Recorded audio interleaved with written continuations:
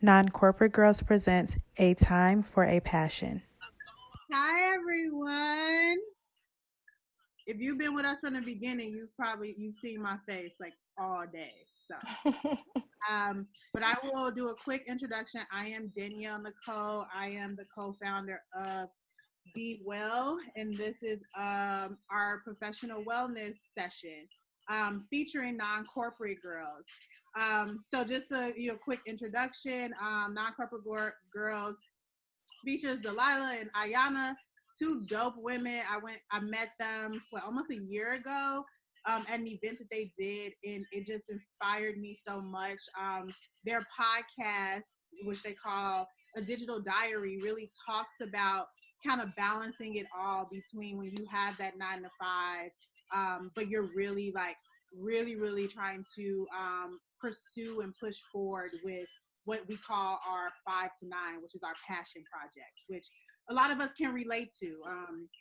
Me included, I have a 9 to 5, and Be Well is my passion project. So I thought this would be a perfect time to bring them into the professional wellness experience so that we can, hear them chat just about everything that's been going on during COVID and how that's, had a lot of shifts happening for everyone, especially what that looks like for your professional wellness. They will be recording this for their podcast. So just be mindful of that, as the audio is very important. If you all can make sure that you're on mute, and then if you all open it up to questions, just make sure that if you decide to interact and talk, that you're being mindful about the noise in the background. And with that being said, I will hand it over to these two beautiful Black women. And yeah, I'm just gonna stop talking. Go ahead. Okay. Thank you so much, Danielle. We appreciate it. Welcome, everyone. I'm Ayana. And I'm Delilah, if you guys didn't know. And we are Non-Corporate Girls. So just to give you a quick overview in case you guys don't know who Non-Corporate is, we are a digital diary, like Danielle said, and really me and Delilah started this because we wanted to have a place where we could vent, to talk about the frustrations within our corporate environments and also what that looked like in our non-corporate ventures. As we've been building Non-Corporate Girls, we're literally building it from the ground up. So on our podcast, you hear real-time situations of what we're going through, how we're dealing with it, tips, resources, advice, and everything in between.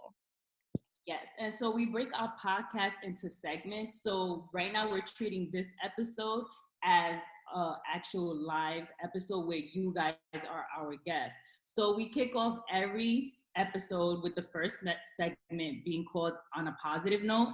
So we want to open up the floor for one or two people to share what's their positive note for the day. We want this to be very interactive. I know most of you guys have your videos off, which I totally get, but we would like to hear from you and what's your positive note for this Saturday afternoon. So who would like to chime in? So nobody's gonna chime in. I'm like, don't all jump at once. Yo, come on. So my positive note, hi guys. Hi, Linda. Thank you, Linda. My positive note for this Saturday is just being a part of this experience and being able to interact with you all and learn some things that I can use in my passion project. Love that. Thank you. I'll share mine. My positive note is finishing a workout challenge for the 4th week in a row. I've been committed to my wellness and exercising and all of that. So it finished yesterday. So yeah, that's my positive note for this week. That's exciting. My positive note is being present.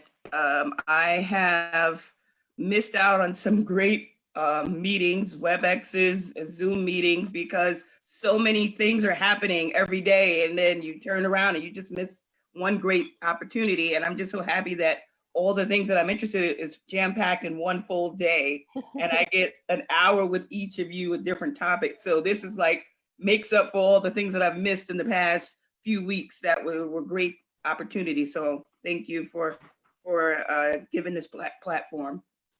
That's dope. Thanks, Jasmine. I share a positive note. My name's Tahira. Thank you, Delilah, for throwing that out there. I started working out yesterday, and although I'm really sore today, you just gave me motivation. Keep pushing. So thank you for that. Thank you. Dope. Hey, it's Janelle.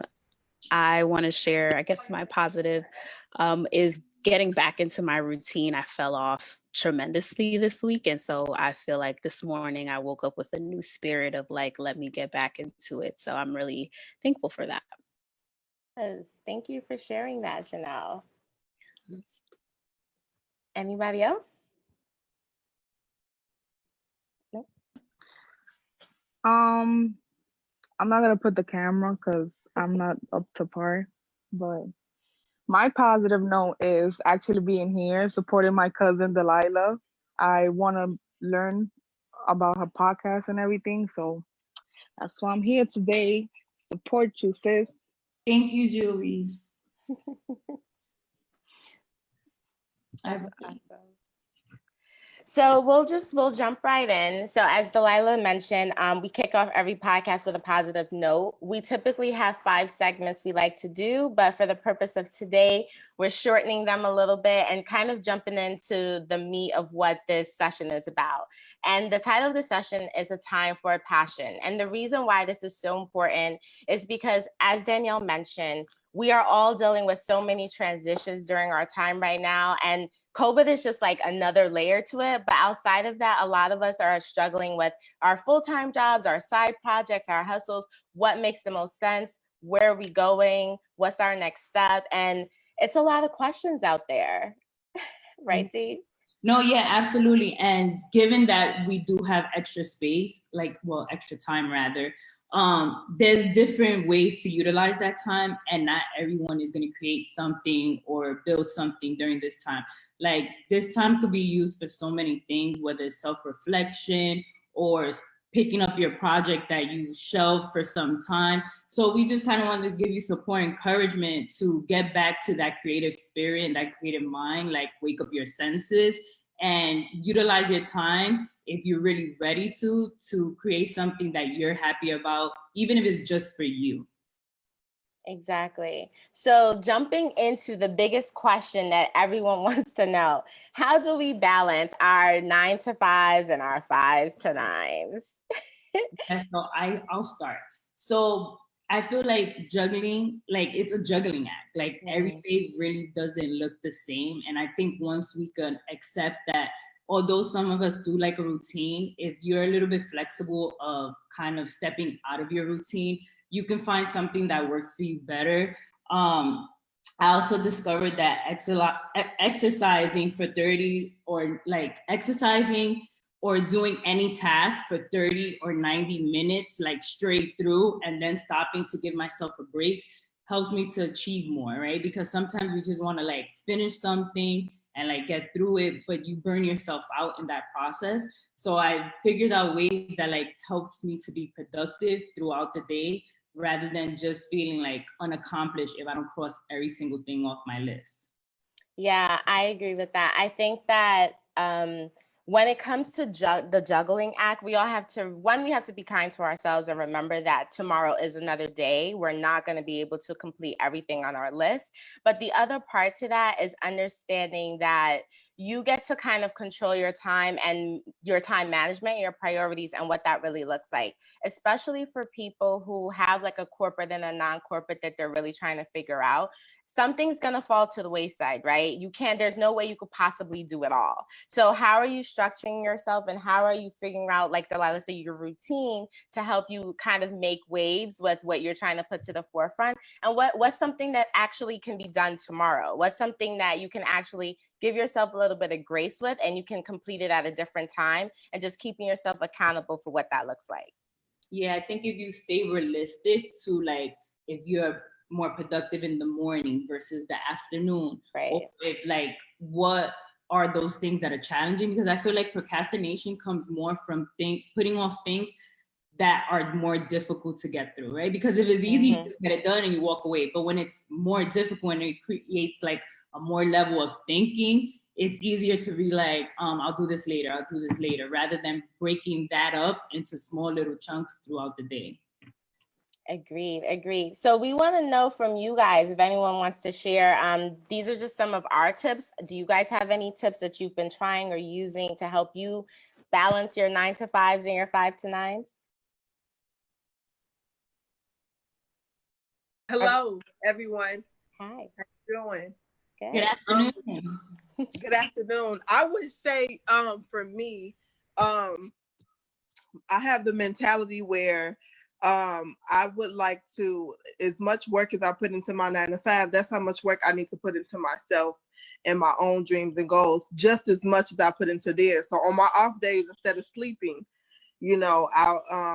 I'll really dig into my goals and what I really want to do and how I can get there. So I think a tip would be, as much time as you put into your 9 to 5, you need to invest that same time into you and your goals. Speak on it. I agree. I feel like building discipline helps with that, because right, when you're building your own brand or your own project, whatever it is, nobody's really checking for the time that you're putting in on that.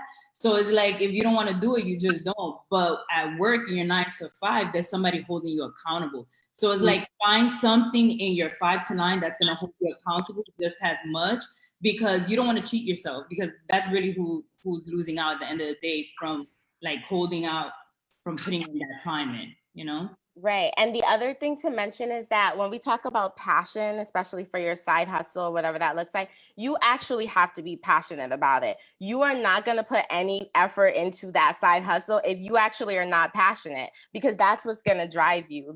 Like Delilah said, you can only drive yourself. So if you can't drive yourself and you're not passionate about it, it is going to fall to the wayside. You won't put any energy into it.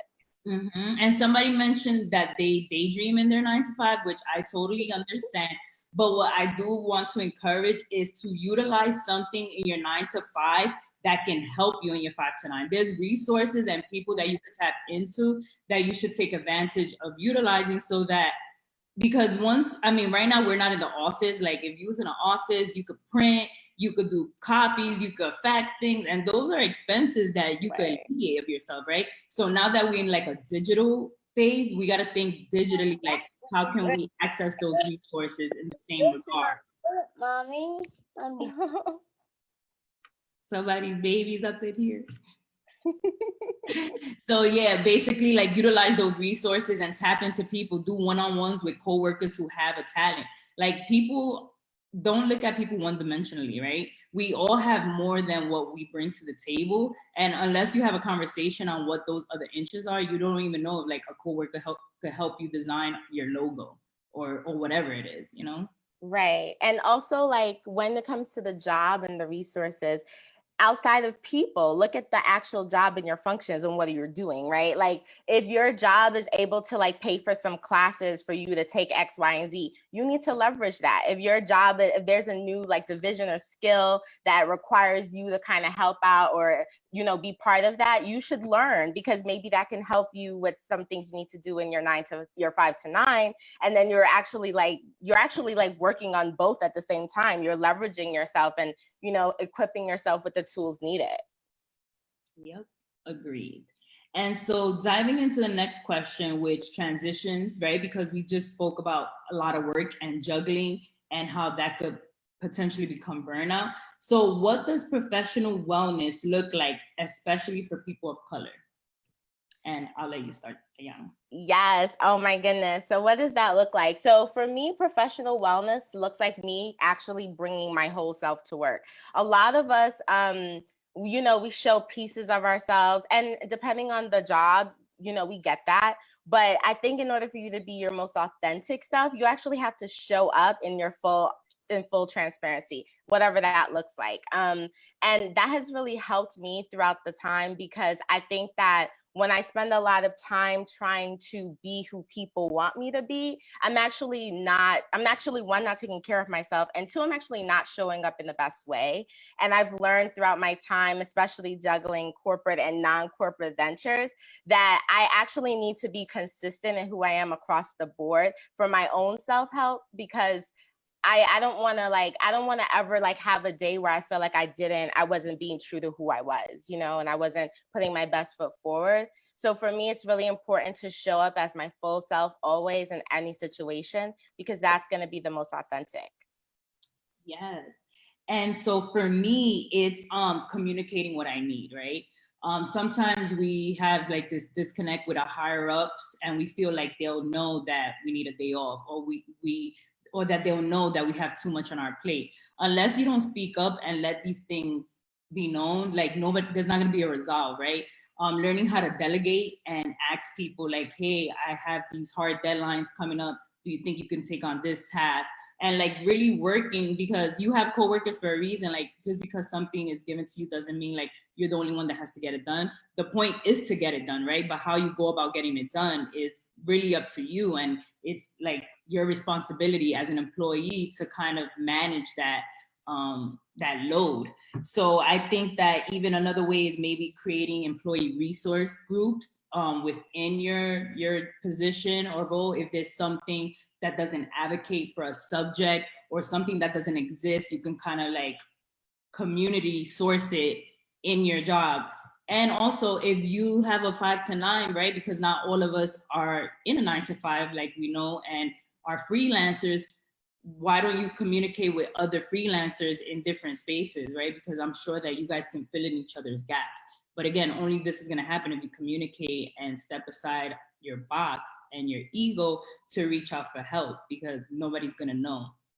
Exactly. It goes back to knowing your worth, right? Knowing your worth, and going back to the first question that we talked about, understanding your resources. So like if you are a freelancer, there's a lot of resources you can actually bring to the table. So how are you leveraging that? You know, what does that look like for you? And then knowing your worth part, like within any job structure, you need to know what you can bring to the table, and also what your teammates can bring to the table, and you being able to work efficiently and like smarter, not harder, to be able to get to the end goal quicker by collaboration, whatever that looks like. That's only going to help you as an employee, and that's going to help you make sure that you're putting yourself in the best light as well. Yep. And also take a day off. Like you're entitled to your vacations. You're entitled to like, take a day to just debrief, because dealing with people constantly, it could be draining, right? So sometimes you need like that self-reflection, a moment. It doesn't have to be even doing too much. Like maybe you need a couple of hours of extra sleep. Whatever that is, I feel like if you start connecting with yourself, like, and listening to your body and what it needs, you'll be able to respond better. Exactly. And also don't in this time of COVID right now, and us being digital, everyone's doing a lot. Everyone's being overproductive, right? So you feel like, God, I got to continue the work. I got to make sure I'm doing this. Don't cheat yourself. You know what I mean? You, like Delilah said, you have to take those days. You need to make sure you take your mental health days, your PTO days, because again, if you are not the best within yourself, how can you show up for your team? How are you showing up for your job? How are you showing up for your business? So it's really important that you focus on your health, your self-care, in whatever way that looks like for you. Yes, and because these bosses do not care. They don't care. I agree. And so now going into the next question, is now the time to bet on myself? And what would that be? So betting on yourself, right? Because since we have this time, people kind of, for lack of better words, want to be stingy with their resources, right? Because like the way the dollar is circulating right now is a little bit hesitant. People don't really want to spend their money. With the time of COVID, there's so many things that are unprecedented. You don't know like when your next check might come. But I think what you need to think of is the resource, not necessarily the resources, but the areas where there's a need, right? Because when there's a need for something, things won't get depleted. Like sometimes people need to shift, like certain companies were creating, let's say cars or whatever, like Tesla. Now they're creating machines to help people. So I feel like once you shift your mindset on like what you could provide, I think you could still be of value, if that makes sense. Yes, it does. And when it comes to betting on yourself, you know, I think that you have to figure out what makes the most sense for you. You know what I mean? Just because we're in this time right now where there's a lot of downtime and people feel like, oh, I should be doing this, I should be doing that. That may not be what works for you. You need to figure out what that looks like. Maybe it is taking that downtime. Maybe it is trying to figure out how you can be more of a value to your company. Maybe it is starting a new business. Maybe it is taking a class that you never thought you wanted to take. I think that people need to understand their own priorities and what they're looking for, and then move accordingly. I don't think you need to be forced to think that just because you have all this time on your hands that you need to like go ahead and like make these strategic moves or do these things. The other thing to that though is you should always be betting on yourself, like no matter what. Like every single thing you do within your 9 to 5 or your 5 to 9 or whatever it is, you should be betting on yourself. How is this going to set you up for your next step, your next goal? So if you feel like you aren't betting on yourself, that's some work that needs to happen, because something's got to shift. Yeah, for those people, I totally highly recommend stillness. Like I'd advise for stillness so you can really tap into what it is that you need, what shifts you, what moves you. Because a lot of us still are trying to figure out ourselves, right? Like there's ever evolving, we're still growing. And stillness brings out a lot that sometimes when you're moving and on the go and have all these distractions, you really can't listen to the voices that are really trying to guide you. Agreed. So we want to ask some of you, like, since all this has happened and everyone's kind of been shifting, have you guys been betting on yourself? What does that look like for you? Anybody taking up a challenge? Working on something new? Starting a business? Yeah, I definitely feel, especially with creating this event, I've definitely betted on myself. And I wanted to, I was thinking about the question about professional wellness too. And it's interesting because what I've started to realize is that even in my 9 to 5, like I have to have some type of like passion aligned with it, and feel like I'm being fulfilled on like what's my larger like goal here.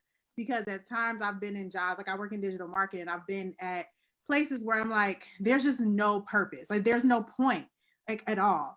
And then when I'm able to kind of find a job that's somewhat, it's still a 9 to 5, but that somewhat aligns with where I'm going in life, to your point, like where if I can identify like a skill set that will benefit me on something that I'm passionate about, if it's a topic that the company that I work for is now interested in and I know that I'm passionate about that project, like that has definitely helped me with like understanding what professional wellness looks like, which is something that I never really explored until about last year. And so I think in betting on myself too has just is really just taking a moment to be like, okay, I have this idea, and instead of me just kind of like pushing it off, like I'm going to like make this happen. Like this, I'm gonna be seen. I'm gonna like not be afraid to just put myself first and foremost and like just be vulnerable. Like if I mess up, I mess up, but it's okay. Like I'm gonna bring like fun and like energy to it,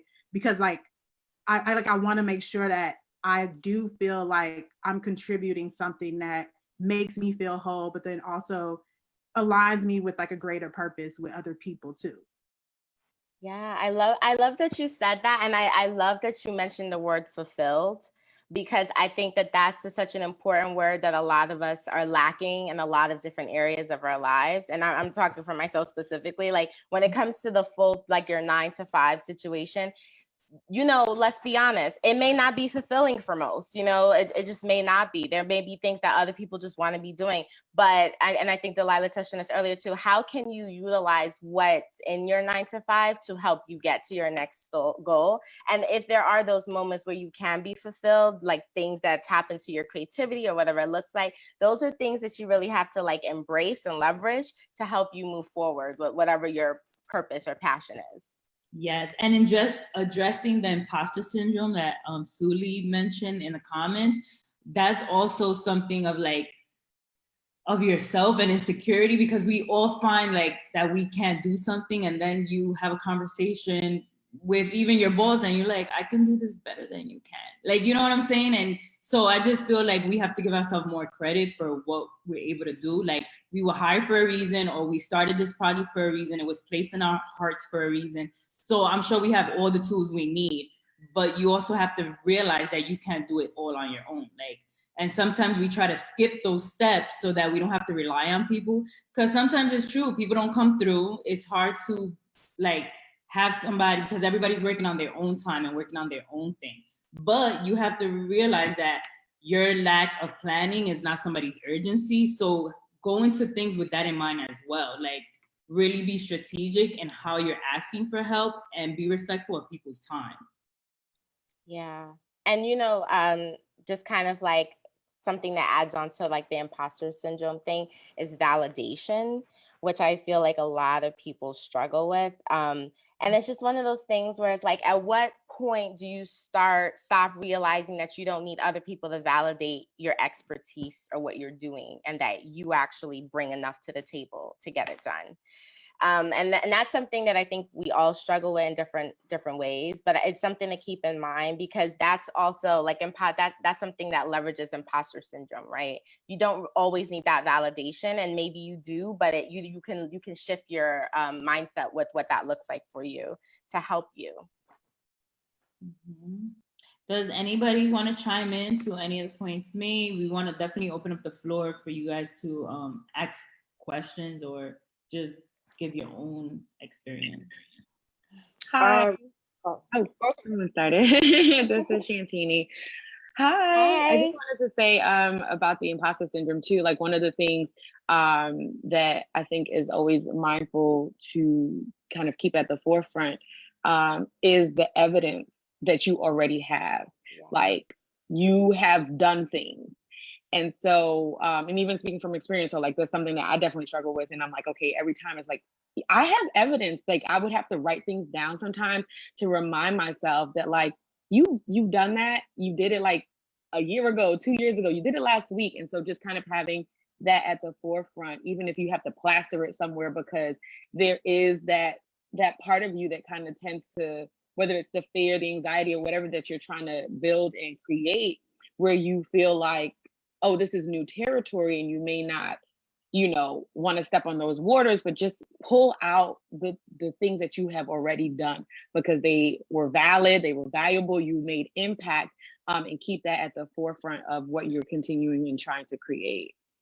Yeah, Shantini, I love that you said that. Yes, because it's so true. A lot of the things we do are so fleeting. It's like, we graduated, then it was the next step, then we do that, we get the great job, then we do that, then it's like next. And it's just like, wow, like, we need to relax. Like, these are big accomplishments. Like, I have a master's, I invested so much time.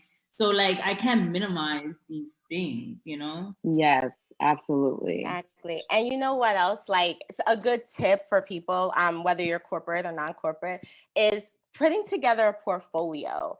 When you, as a corporate professional, you should, or freelancer, you should have a portfolio of all your receipts, because that's a way to keep reminding yourself, oh, I've done this. This is what I can do. This is what I can bring to your table. This is what's happening. And then when you have your own brand or entrepreneur, whatever that is, making sure that you have those things highlighted, whether it's in your media kit, your website, like even on our site, we have like a features and panel, just because we need to see, like, imposter syndrome is something we all suffer with, right? But like this, we did that, we showed up, we did this is what we can do, this is how we can present ourselves. And it's a good reminder, just to like dock your receipts. Yes. Zathia, it looked like you wanted to say something before as well. Do you still want to?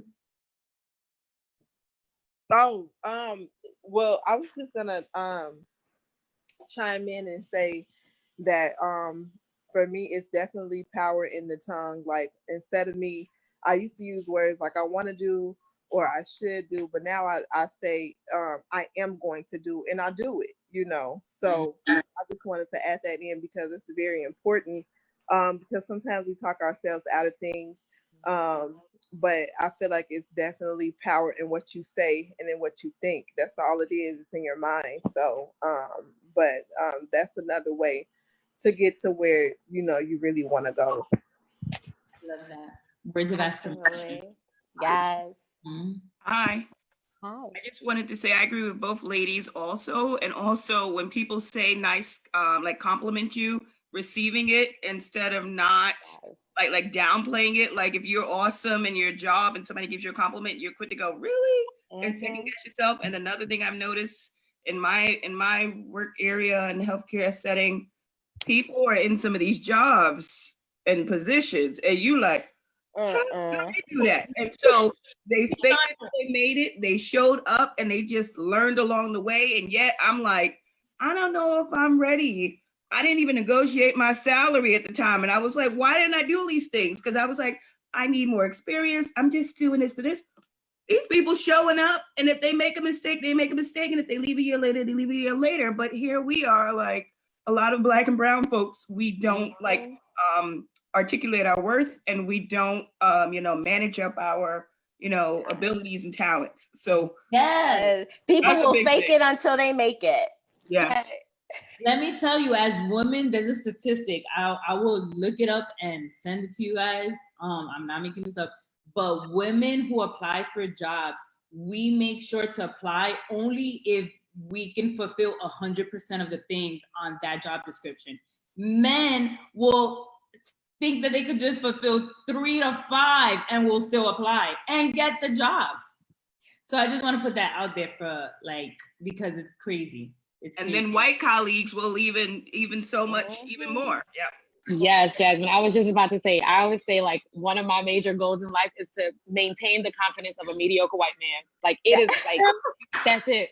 That's one of my life goals. Yes, you got it. We have to. We have we have to. It's the only way we're gonna be able to put ourselves at the table. And extend the olive branch when we can. As soon as we climb the ladder, bring our sisters and brothers up. Of course, who have the skill set, because if you don't, I'm not co-signing not a damn thing. So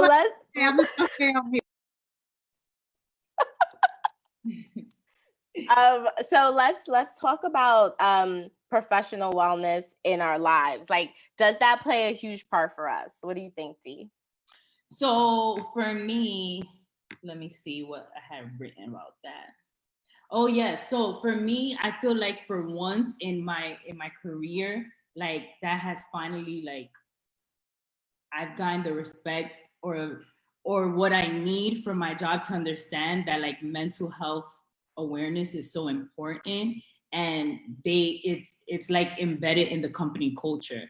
So that's something to think about too when you're trying to create your own business, or you're applying to a company, thinking of what that company culture is like, and if is it fitting for you. And then when you're creating your own, what is that culture like if you were to hire people, how are they going to feel being an employee of yours? Like what kind of environment are you going to create for them to thrive in? So I am really happy that I got that now. And of course, working with Ayana as my partner, like we know exactly what we don't want. So we know exactly what to create between us and among us and with the people we work. Like that's why we like attracted Danielle, right? Because she understood and our values aligned. So that's partly it for me. Yeah, I agree. I think that especially during this time, I think that a lot of people, when they apply to jobs, you think a lot of things, okay, do I have the role, maybe the salary? A lot of people don't think about a lot of other things like the environmental fit. What does that look like for me? Benefits, what does that look like? And not necessarily salary or healthcare. It could be like having work from home days, etc. Things that you feel are necessary for you to be your best self. And I think a lot of people haven't thought too widely about that. And now with COVID happening, people are not only thinking about it, but actually doing it. So now it's like when you're looking for your next gig, it's like, oh, well, these are things that are non-negotiables because I know what I can do when I'm in these situations that, I'm able to do them. So I think that it's a really important thing to keep in mind when you're looking at companies and just like how you're fitting in. But the other part of that is just understanding that like, you get to decide, you get to choose how important your mental health, your physical health is with your professional wellness, and really making sure that you are driving that ship and a lot of us, yeah, sometimes things fall to the back burner. We're not able to embrace, like, we're not able to take our self-care day the way we want or whatever. But making sure that you have like a holistic view of that from top to bottom is really important when it comes to your professional wellness. Because again, if you are not showing up in your best light, what are you doing for anybody else? What's the point? Yep. And your output is not going to be 100%, right? And yep. On that, some days it's fine because we all have our moments. Let's not get crazy and feel like every day we're on one. Like, we're not robots. But find how not to stay too long in that space so that you can get yourself out the funk. Absolutely. Do you guys have any like tips or advice within like your professional wellness world that you want to share with everyone? How's that making things whole for you? Or things you've seen be done that you feel like either your job should implement or that you want to implement?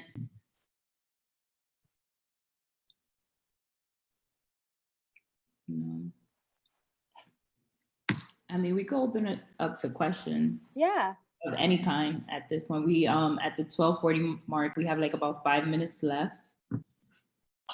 I was just gonna say for the wellness professionals, I work in beauty and skincare, and Jasmine, you could probably attest to this. For people who naturally work in like the healing space or the giving space, how important it is to schedule time for you, because the nature of the work that you do involves you giving and consistently giving to people because it's what you love and what you do.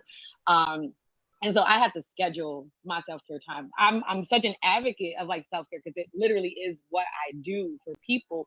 But as someone who is providing that, I gotta schedule my time because I forget to like do it for me too, and so I just would pour back into yourself. Exactly, to make sure that we're always pouring from filled cups, and to take the time to fill your cup, because as whatever it is that you're doing, you're giving of your gifts that you've been given to provide to the world, and so refueling is really important.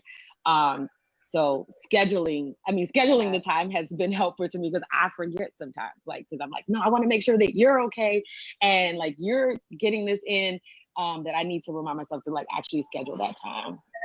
Calendar invites. Or block your calendar off. Like, yes. I am not free today. Fun fact, Rihanna, I read this. She actually schedules her self-care day, and she literally blocks a whole day to do it. And her thing to her like employees is like, I'm here 6 days a week. So if you're not telling me your questions or getting whatever you need a 6 day a week, you're gonna have to wait because this is my time. And it's really important to do that. Yep. Any other questions or thoughts? I have a question. I participated in like a 3-day, 56-hour nurse hackathon thing, and people got together and created ideas related to COVID. And it was interesting, but then I needed to like turn off. I took the next day off, but like people are still coming together with their teams to continue with the ideas that they pitched. And I just like, this is my vacation week. And I'm like, I need a moment. And they're like ready to like jump in and like get things going. And I'm just like I need a moment to shut down. So also I want to be there as part of the decisions when these things are happening, because now a group is coming together to forward this project.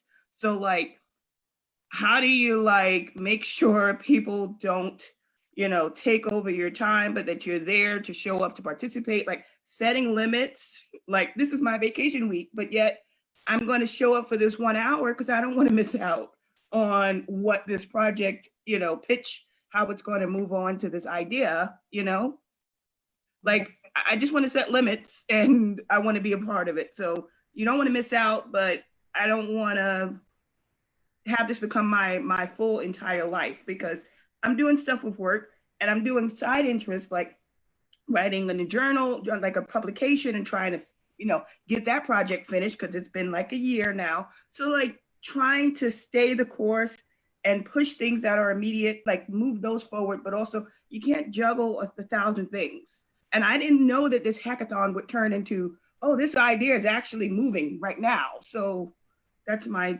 jumble of comments. I don't know. Yeah, I get it. I feel like we can't all do everything at once. We can do it all, but just not all at the same time. Right. Right. So then picking what's the most important thing and prioritize. And then for your decision making, like you want your input to be included. So maybe look, if it was like before your vacation, looking through whatever that proposal was to give your implementation, or enroll people in a calendar invite, or kind of what's the word, like onboard somebody else that can advocate for you while you're not present, so that they can give in your input as well if you're not going to be there. So you could kind of like pick one person from the team that's like your co-buddy and let them know what your insights are, so that when you're not in the space, at least they're getting spoken to. I hope that. That was great advice, Delilah. And Jasmine, if I may just add, you know, people, we have to tell people what we need, right? And so no one is psychic, no one knows. It sounds like you and these people are very passionate about this, so I commend you on that. And I would just say strategize and be very intentional about how you spend your time, and you will get to do it all. Thank you. Thank you, guys. Love that. Okay. Any other questions, comments, chiming in? Thank you guys for joining us and participating. This was awesome. I hope you received so amazing that you can incorporate, take with you. Thank you, ladies, for hosting. This was awesome. Before everybody goes, we just want to like let you guys know where you can find us, how you can listen to us. So again, Ayana, Delilah, co-founders of Non-Corporate Girls. We are on all streaming platforms. We are in season 4. This is actually episode 82, so we're really excited about that. We also just dropped merchandise, as you see from my shirt and Delilah's shirt. So definitely check us out, get some merch. Everything is in our bios. So, oh, and we actually have a special gift for you guys too. We have a code that you guys can use for the rest of the week. So we hope that some of you are rocking some Non-Corporate Girls merch soon. Yes, and tune in on Monday, catch this episode or share it.